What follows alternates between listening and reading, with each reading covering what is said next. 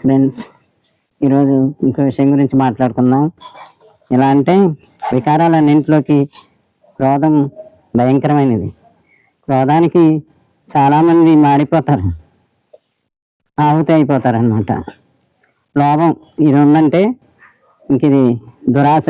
లోభం అంటే దురాశ. లోభికి సంతృప్తి ఉండదు, ఎంత ఉన్నా సంతృప్తి ఉండదు, కోరినది దొరికినా సంతృప్తి ఉండదు. తమస్సు ఇంకది చీకటి. ఈ తమస్సు ఏంటి? జడత్వం. ఈ తమస్సు ఉన్న వాళ్ళకి జడత్వం ఆవరించి ఉంటుంది, కష్టపడి పని చేయరు, దేని యందు లక్ష్యం ఉండదు.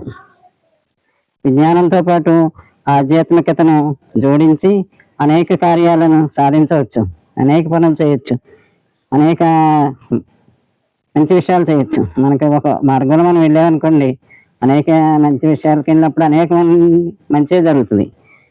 భక్తిలో కూడా దగ్గరదారులు వెతుకుతున్నాం.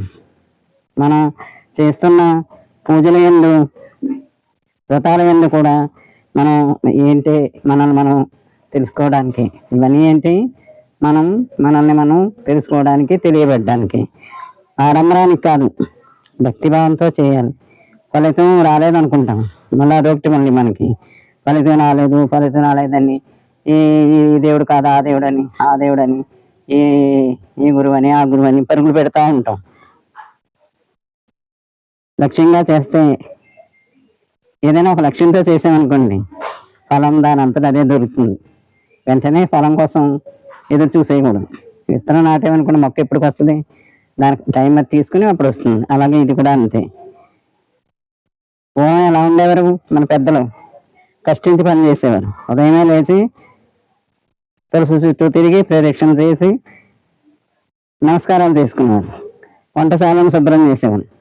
వంట చేసేవారు శుభ్రం చేసి కానీ వంట చేసేవారు కాదు. రుబ్బురోలు అలాంటి వాటిని, మంగళమైన వాటిని శుభ్రంగా కడిగి పసుపు కుంకుమ పూలతో పెట్టి నమస్కరించి దాన్ని దైవంగా చూసుకునేవారు.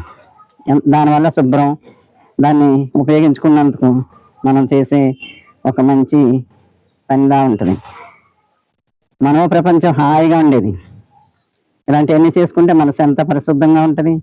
పొయ్యి అలికి ముగ్గులు పెట్టి వంట చేసేవారు. మన సంప్రదాయాల్లోనే విజ్ఞానం ఉంది, ఆధ్యాత్మికత ఉంది. మరి మనం దేనిని పాటించుకుంటున్నాం? ఇవన్నీ ఇప్పుడు ఏమైనా ఈ కనుమరుగైపోయింది.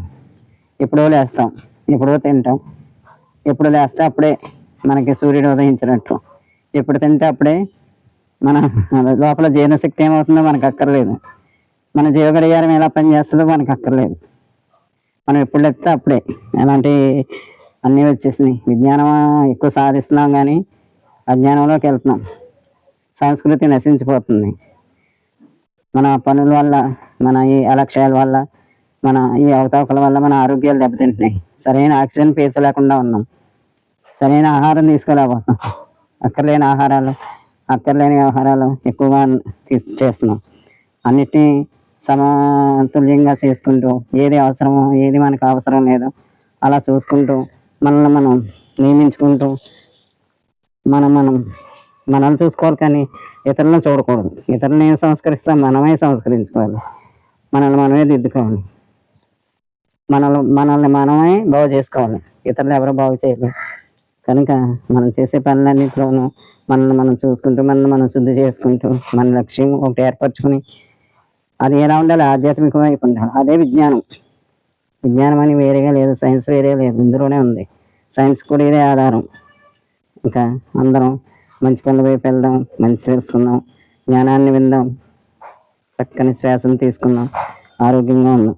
సరేనా? రేపు ఇంకొక విషయం.